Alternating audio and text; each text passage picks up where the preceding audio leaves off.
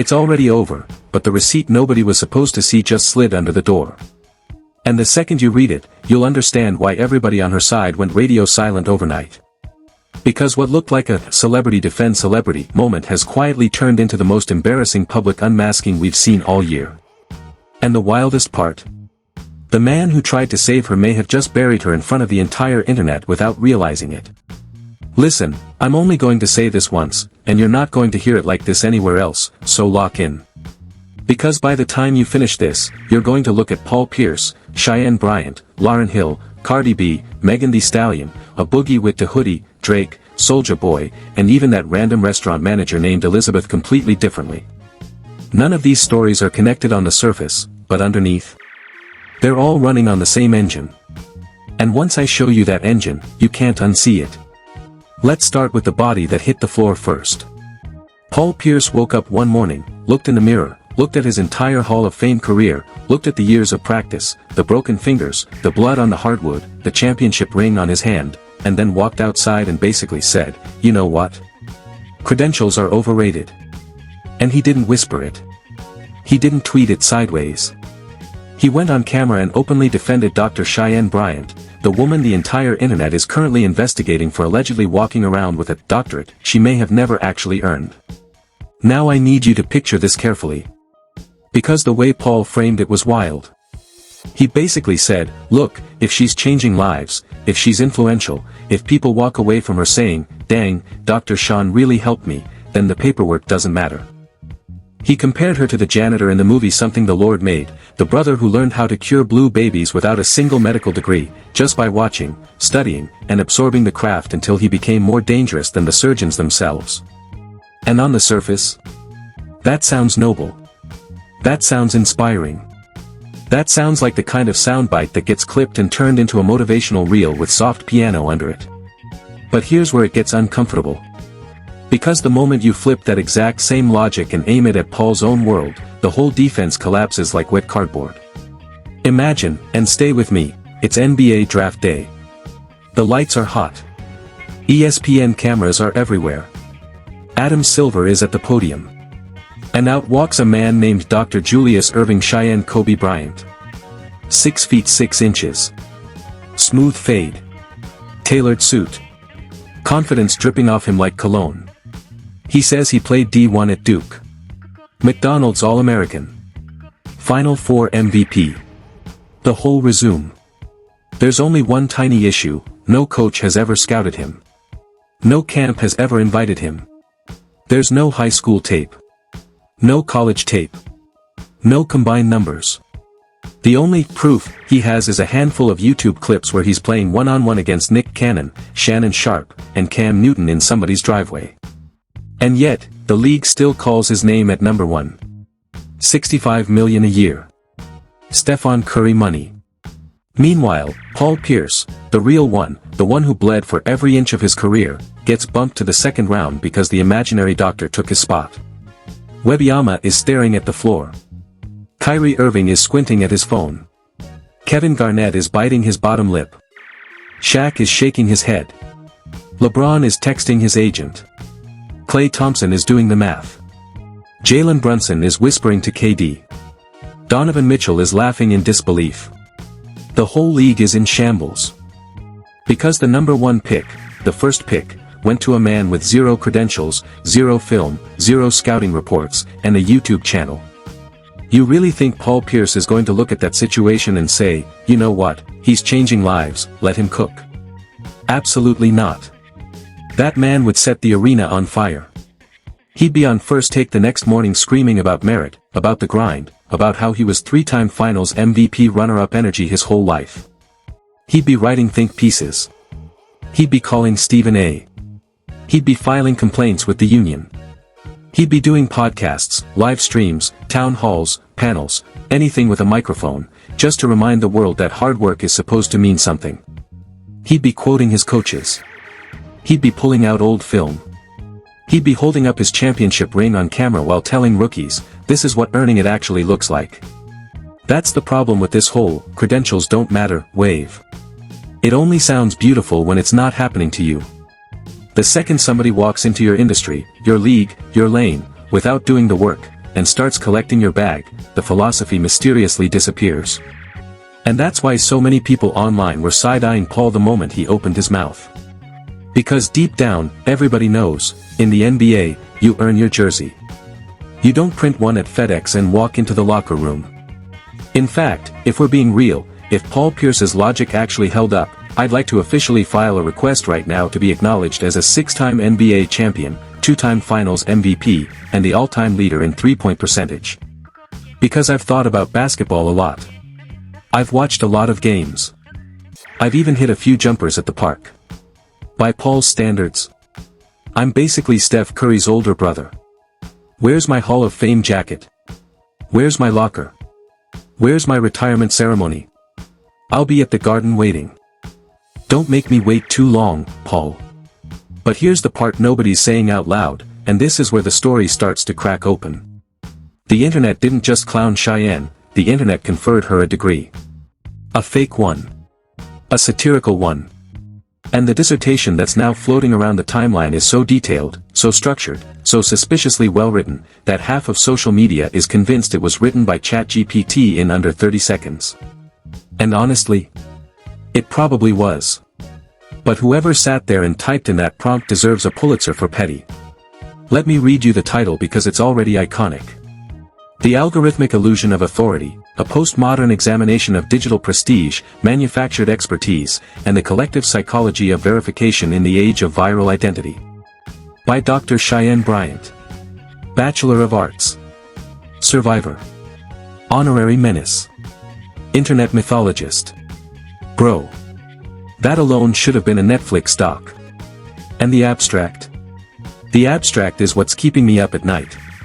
Because the abstract is basically explaining how a single human being managed to convince millions of people she had a doctorate just by, and I quote, speaking confidently, dressing professionally, posting motivational quotes over orchestral music, and using the title Doctor without blinking. That's it. That's the whole formula. That's how you out-doctor an entire generation of people who actually went to school, actually wrote dissertations, actually defended their work in front of brutal academic panels. You just dress the part. Add a soft piano. Sit in a luxury car. Nod slowly. Boom, Dr. You. And the worst part? It works. It works because the algorithm doesn't reward accuracy. The algorithm rewards presentation. The algorithm rewards aesthetic.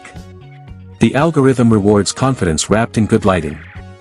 So when somebody walks into your timeline looking like wisdom, sounding like wisdom, and quoting trauma alignment and narcissistic behavior patterns with a straight face, you don't ask for transcripts. You ask where to subscribe. The dissertation actually broke down the formula step by step. Chapter 1, if you say it with confidence, they'll retweet it. Chapter 2, the rise of performative expertise. Chapter 3, methodology, fake it until Wikipedia confirms it. Chapter 4, results, the internet never asked for transcripts. Chapter 5, discussion, the joke was never the degree. It was the audience. Chapter 6, conclusion, doctor was just a social experiment.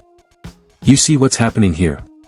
Somebody, probably anonymous, probably bored, probably a graduate student procrastinating on their actual thesis, sat down and laid out the entire blueprint for manufacturing online authority in less than 1,500 words. And every single chapter applies not just to Cheyenne, but to half the people on your timeline right now. The life coach with no clients. The CEO who sold 2 t-shirts. The high-performance mentor, whose entire portfolio is 2 before and after photos and a Canva template. The manifestation expert, who's been broke since 2019. The trauma healer, who needs healing herself.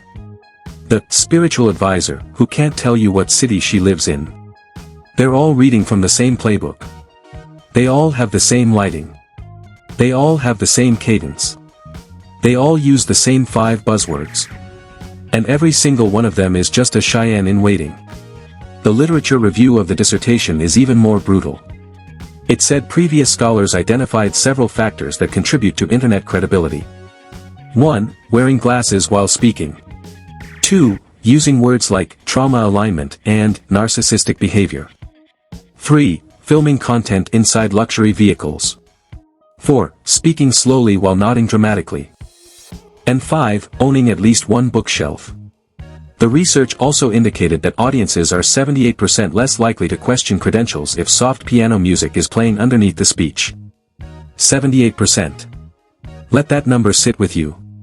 Almost 8 out of 10 people will not question a single claim if you put the right background music behind it. But here's the part that's going to flip your stomach. The dissertation has a chapter called "The Joke Was Never the Degree. It was the audience." And the argument is brutal. It says the audience completed the scam. Not Cheyenne. The audience. Because Oprah Winfrey co-signed her. Shannon Sharpe co-signed her. Cam Newton co-signed her. Nick Cannon co-signed her. And the moment those 4 names lined up behind her, nobody bothered to ask, "Hey, where's the actual paper?"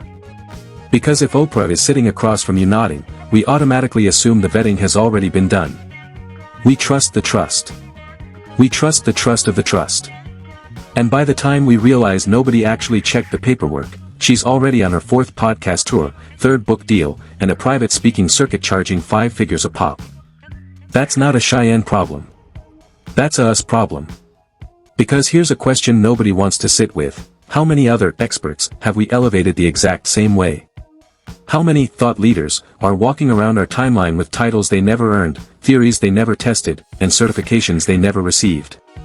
How many TED Talks have we sat through nodding along, only to find out months later that the speaker was making half of it up on the fly? Cheyenne isn't the first. She's just the most famous one currently caught in the headlights. And the moment her situation cools down, the next one is going to step right into her exact same shoes. Same orchestral music. Same luxury vehicle. Same nod. Same doctor in the bio. Different name. Same scam.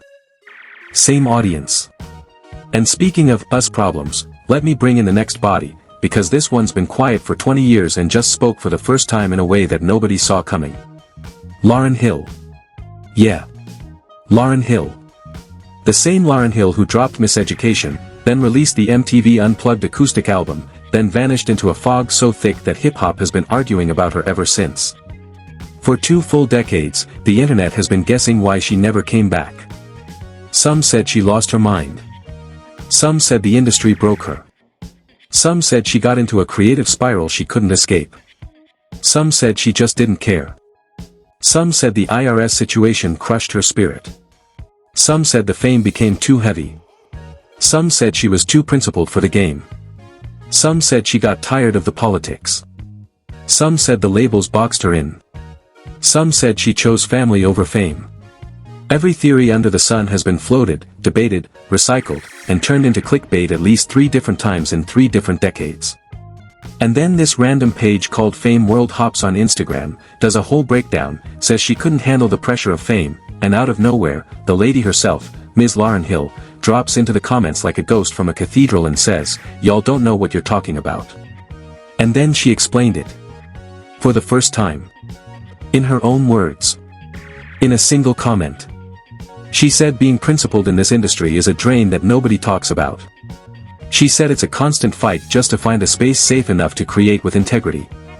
She said most people see opportunity in dollars only and exclude the cents. She said the success she built, the success that the whole world celebrates, only happened because she fought for every inch of it. And then she dropped the line that broke the internet in half. She said, "I was like a Harriet Tubman figure in some respects, running to speak difficult truths to power before certain forces tried to close those doors." Stop. Read that again. Lauryn Hill just compared herself to Harriet Tubman. Not as a flex. As a survival metaphor. She's saying she had to operate in the shadows because the system was actively trying to shut down what she was carrying. And then she added the line that made even her sharpest critics pause: "If it was so easy to do, where is that expression now on the world stage?" Systems fear what they can't control. Creativity is most potent when it's free. Phew. Now you can disagree with the Tubman comparison. You can say it's heavy. You can say it's too much. You can roll your eyes and laugh. But what you can't deny is that 20 years of silence just got broken with one comment section paragraph, and the woman didn't even break a sweat doing it. She said, "I'm often doing things outside the support system before people even realize what I've done." Translation, while y'all were arguing about her absence, she was already 3 moves ahead of the board. And here's the part of Lauryn's situation that's actually the most fascinating: she didn't write an essay. She didn't go on a podcast. She didn't sit down with Oprah. She didn't drop a documentary on Netflix. She typed it into a comment box. 20 years of withheld explanation, condensed into a few paragraphs in a random Instagram post by some account called Fame World. And the internet had to sit there and process it in real time, with no PR team, no rollout, no album to push behind it. That's not a comeback. That's a sniper shot. That's a precision strike on every think piece, every documentary, every podcast episode that ever tried to explain her absence without her permission. She just took the entire narrative back with one keystroke. And honestly, compared to the female rap landscape today, where most of the biggest names are flipping their bag, flipping their Birkin, and flipping younger girls into a lifestyle that ends in regret, Lauryn was out here trying to flip the light switch on in people's heads. 2 completely different missions. 2 completely different generations. And the gap between them is exactly why this next part is about to make your jaw drop. Because while Lauryn is dropping philosophy in the comments section, a Boogie with the hoodie's girlfriend, yes, that one, Ella Bar, the one nobody saw coming, just dropped a diss track that was so disrespectful, so surgical, and so personal that hip-hop hasn't fully processed it yet. Now I'm going to say this carefully because if you blink you'll miss it. She dissed Cardi B and Thee Stallion. By name. On the same track. With names dropped. With receipts implied. And with bars that were sharp enough to cut glass. The line that's been circulating. She basically accused one of them of having Stefon Diggs' chef situation in her face, and then turning around and getting played in her own home. She compared the whole situation to a Klay Thompson assist, meaning Megan got passed off like a basketball. She accused Cardi of posting up next to the very women her man was allegedly running through. And she said, and this is the part that made the internet gasp, "Show me you can post a picture with them like, having lunch with my hubby today." In other words, if you really run your household, prove it. Bring the receipts. Show the photo. Confirm the family tree. Otherwise, be quiet. And then she posted a picture under the caption, "How it feel to be a ninja 6th pick," which was code for, "You out here in a rotation, not a relationship." Megan and Cardi are now in a very, very dangerous position. Because in hip-hop, when somebody drops something like this on you and calls your name out loud, you cannot, under any circumstance, respond with a tweet. You cannot respond with an Instagram live rant. You cannot respond with a "girl" by caption. You cannot respond with a vague subliminal in a song 6 months from now. You have to respond with bars. Hard ones. Sharp ones. The kind of bars that make people gather around their phones and replay the line 10 times. Because if you let a verse like that breathe in the streets without a counter, you lose all the rap credibility you built. Every Grammy on the shelf starts to look decorative. And let me say this loud, because somebody's going to take it the wrong way, Cardi cannot respond by talking about her bag, her brand deals, her Birkin collection, or her tour numbers. Megan cannot respond by talking about her degree or her independence. None of that hits in a rap battle. The only acceptable response is bar work. Verses. Lyrics. The kind of energy Kendrick brought when he dismantled Drake on Not Like Us. The kind of energy Nas brought on Ether. The kind of energy Jay-Z brought on Super Ugly. The kind of energy Remy Ma brought on SH Ether. The kind of energy Clarissa Shields brought when she went body work on Alicia Baumgardner in the ring. You either ether her or you take the L permanently. Between them, Cardi and Megan have 4 Grammys, over 150 million units moved, and a combined cultural footprint that's been on top of the charts for half a decade. If you really hold those titles, ending Ella Bar should not take more than 72 hours in the studio. The clock is ticking, and the streets are watching. I get it. Cardi is currently outside in the heat throwing left-handed first pitches at her son's baseball game while a dance recital is happening inside. She's a mother of 3. She's a brand. She's a businesswoman. She's exhausted. But guess what? Offset can babysit. Stefon can babysit. Grandma can babysit. 2 or 3 days in the studio is all it takes to flip this whole narrative around. And Megan needs to come out of whatever post-Klay Thompson hibernation she's in, dust off the mic, and remind everybody why she got those Grammys in the first place. Because if she lets this slide, every up-and-coming female rapper is going to think it's open season. And once that door opens, it doesn't close back. The whole hip-hop hierarchy gets rewritten. The crown shifts. The next generation steps up. And the names we've been celebrating for the last 5 years quietly slide into legacy artist status, which in hip-hop is just a polite way of saying, your era is over. But here's the twist nobody saw coming, and this is where the story gets really cinematic. While all of this is happening, Drake, yes, the same Drake everyone said was finished, washed, retired, burned alive by Kendrick last summer, pulled off something that I'm honestly still trying to make sense of. He dropped 3 albums on the same day. Iceman. Habibti. Maid of Honor. Boom. Boom. Boom. Like a man trying to flood the algorithm so fast that nobody could even pick a side. And within 72 hours, the White House, the actual White House, the one in Washington, yanked his Iceman concept and started using it to promote ICE agents. You read that right. Iceman. Iceman. Iceman. Now playing under a federal recruitment ad for immigration enforcement. And Drake? He hasn't said a word. He hasn't shut it down. He hasn't issued a cease and desist. He hasn't even subtweeted it. Which means one of two things, either he's letting it ride because the publicity is free, or he genuinely cannot afford the legal battle right now. And the second one is what insiders are quietly whispering.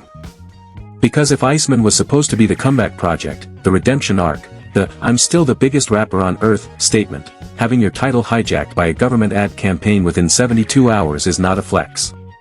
That's a flag. Think about what that actually means in context. Drake is supposed to be the biggest pop rap star alive. His brand is supposed to be untouchable. His label power is supposed to be unmatched.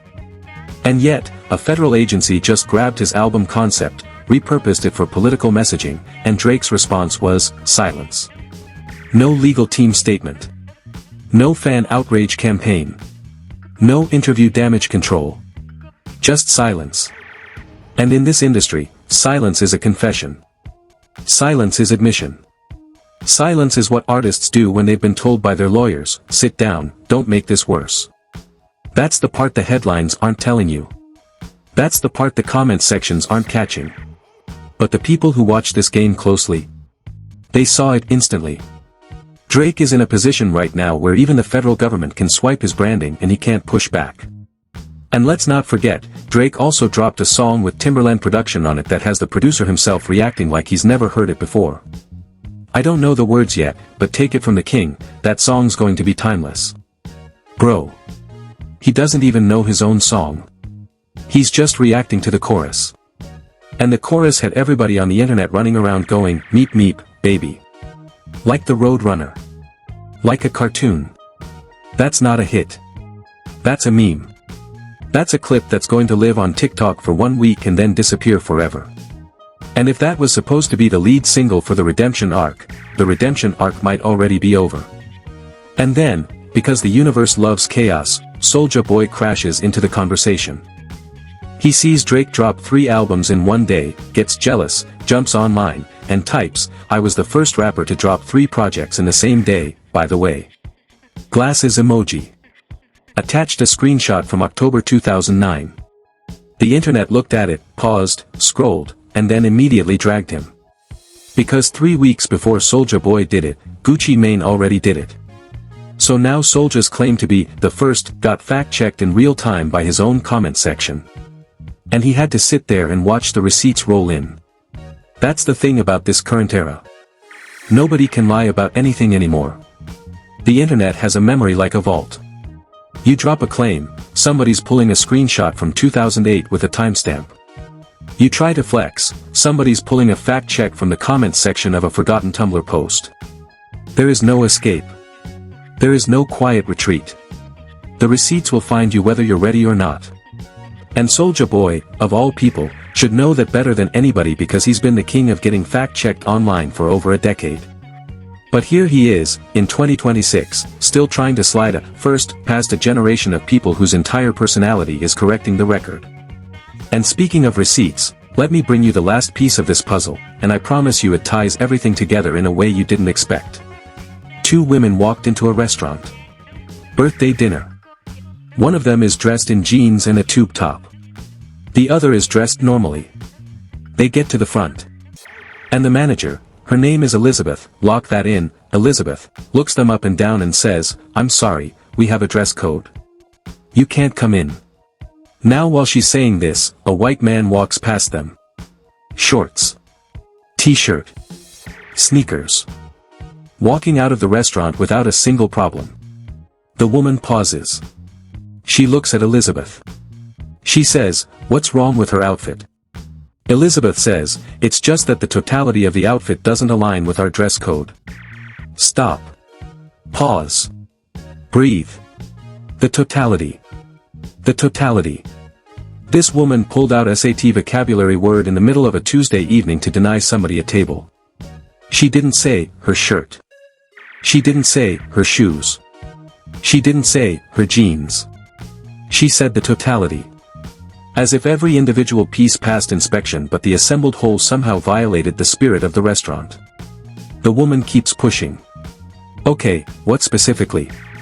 What does she need to change? Elizabeth says, she'd have to change the top. Why? What's wrong with the top? It's just, the totality. It's a loop. It's a perfectly designed verbal loop where she keeps using a vague word to avoid being pinned down to a specific rule, because the second she names a specific rule, she'd have to apply it to everybody else in the restaurant, including the man in shorts and sneakers who literally just walked past them on his way out. And that's the moment the woman realizes what's actually happening. This isn't a dress code violation. This is a totality violation. And the totality is them. She tells Elizabeth, expect a lawsuit.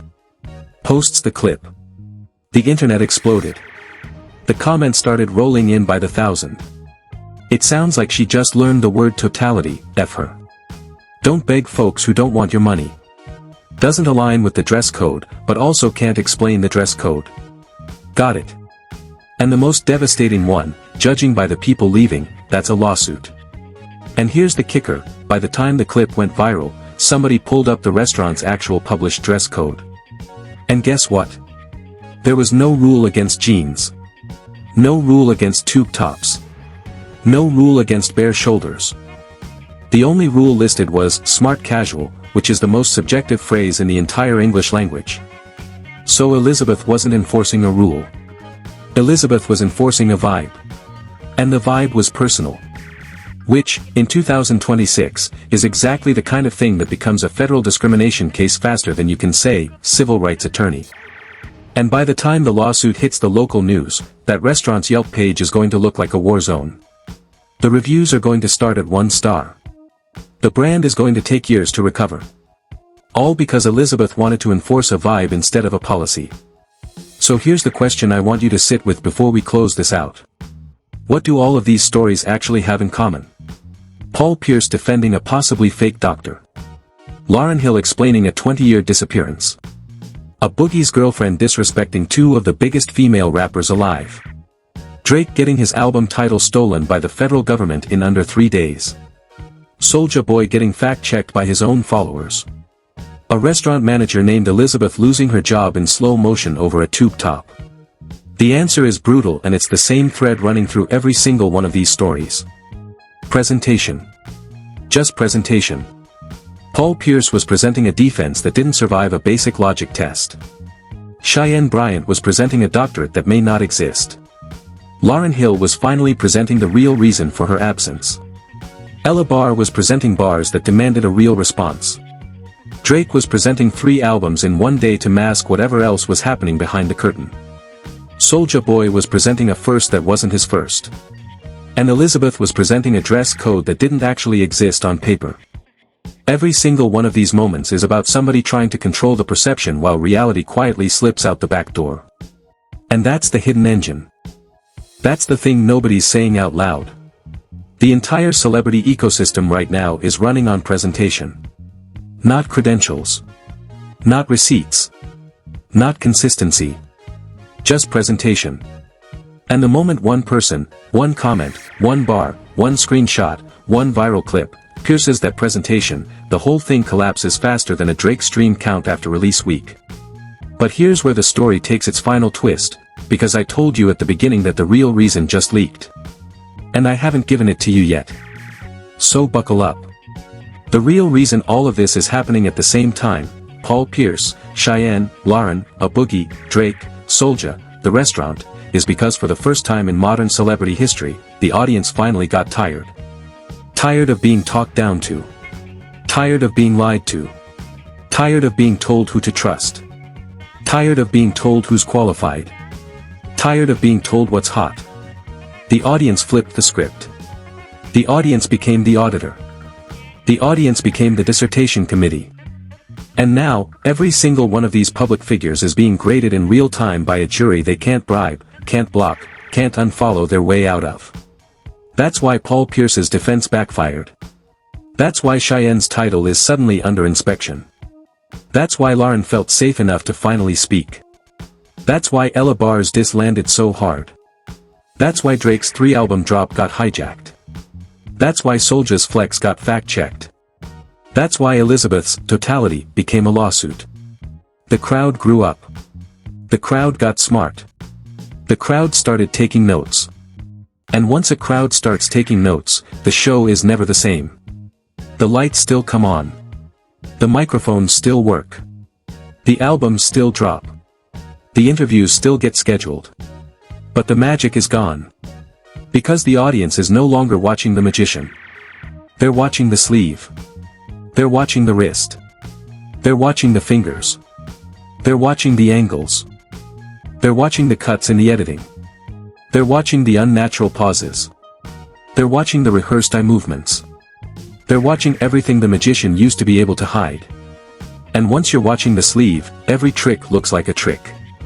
So here's my last word, and you can take it however you want. Cheyenne can keep the title. Paul can keep the defense. Lauryn can keep the Tubman comparison. Cardi and Megan can keep silent if they want. Drake can keep dropping 3 albums a quarter. Soulja can keep his 2009 screenshot. Elizabeth can keep her totality. None of it matters anymore. Because the only credential that actually counts in this new era is the one you can prove on demand, in real time, in front of a crowd that's already pulling up your old posts on a second screen. That's the new doctorate. That's the new MVP. That's the new platinum plaque. That's the new dress code. That's the new diss track. And until people start operating like that, the receipts are going to keep coming, the dissertations are going to keep being written by ChatGPT, and the totality of every public figure is going to keep failing the dress code at the door of public opinion. Tell me in the comments, out of every story I just laid out for you, which one shocked you the most? Which one do you think hasn't even fully unfolded yet? Which one is going to be the next viral wave by next week? And who do you think is the next public figure quietly about to get caught in this same trap? Drop a name. Let's see who calls it first. Because the comment section is about to become the most accurate prediction market on the internet, and y'all already know the receipts are going to back it up. Every single one of you reading this right now has a name in your head. Type it. Don't be shy. The whole point of this era is that the audience finally has a voice, so use it. And one more thing before I let you go, because I told you we'd circle back. That dissertation about Cheyenne, the one allegedly written by ChatGPT, there's a final dedication at the bottom of it. And I almost didn't read it on camera. But I'm going to. Because it's the cleanest, most savage closing line in the entire piece. It says, dedicated to everyone who put CEO in their bio after selling 2 t-shirts. Every life coach with no clients. And every internet guru whose greatest qualification was good lighting and unwavering confidence. Signed, Dr. Cheyenne Bryant. BA. Emotionally tenured. That single sentence is the entire era in one breath. Good lighting. Unwavering confidence. And a title nobody actually verified. That's the formula. That's the scam. That's the dissertation. And now you know exactly why every single story we just walked through is connected. They're all running on the same operating system. And the operating system just got patched by an audience that's done pretending not to see it. If this video unlocked something for you, do me one favor before you click out, hit that like button, drop your sharpest take in the comments, and share this with the one person in your life who's been quoting Dr. Cheyenne all year like she invented therapy. Because trust me, they need to see this. And they need to see it tonight. Send it to the cousin who keeps quoting trauma alignment at the family barbecue. Send it to the friend who keeps reposting motivational quotes over orchestral music. Send it to the coworker who calls herself a transformation coach but can't transform her own credit score. They all need this video. Today. Right now. Before they wake up tomorrow and another fake guru replaces the last one. Because by the time the sun comes up tomorrow, another celebrity is going to get caught in this exact same trap. Another title is going to get questioned. Another diss is going to get dropped. Another album is going to get hijacked. Another Elizabeth is going to lose another job over another totality. Another receipt is going to leak. Another comment section is going to become a courtroom. Another 20-year silence is going to get broken in a single paragraph. That's the new rhythm. That's the new cycle. That's the new reality. And we'll be right back here, breaking it down again. Receipt by receipt. Layer by layer. Lie by lie. Because this isn't a one-time wave. This is the new normal. This is the new climate of celebrity culture. And the people who don't adapt to it are the ones who are going to keep getting eaten alive by it. The ones who think they can still pull the old tricks, the orchestral music, the soft lighting, the slow nod, the luxury car interior, the credentialed bio with no paperwork behind it, those are the ones lining up to be the next viral case study. And the ones who learn to operate transparently, who actually show their work, who actually answer the hard questions on camera without flinching. And the totality of every public figure is always one viral clip away from a complete public renovation. Until then, stay sharp, stay skeptical, stay curious, stay loud, and never let anyone hand you a doctorate they bought at the printer. Because the next chapter of this story is already being written somewhere right now, in a green room, in a podcast studio, in a comment section, in a court filing, in a leaked DM. And when it drops, the whole timeline shifts again. New names. New receipts. New dissertations. New diss tracks. New Elizabeths. New totalities. New silences. That's the rhythm now. The heartbeat of modern celebrity. And we have front row seats to every beat. So lean in. Keep your screenshots close and your skepticism closer. The next big one is coming way sooner than anyone really think. Peace.